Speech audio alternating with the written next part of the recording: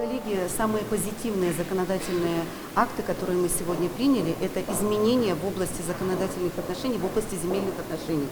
Сегодня было много очень обращений от многодетных семей, чьи права были ущемлены на предмет постановки на учет и предоставления земли для пользования для жилищного строительства. Обращения поступали ко мне и на личных приемах, и ко мне лично обращались многодетные семьи. И сегодняшний законопроект, он норму закона определил для того, чтобы наши многодетные семьи, в чьих семьях есть 18-летние дети, они не были сняты с учета. И действует закон с 1 марта 2015 года. Второй наиболее позитивный для жителей Республики Коми закон – это о бесплатной юридической адвокатской помощи.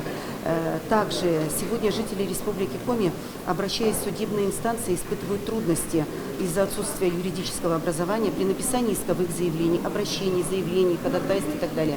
И на сегодняшний день вот этот законопроект способствует тому, что бесплатная юридическая помощь им будет оказана. Несколько повышена оплата работы адвокатов и юристов, но это не так значимо и ощутимо.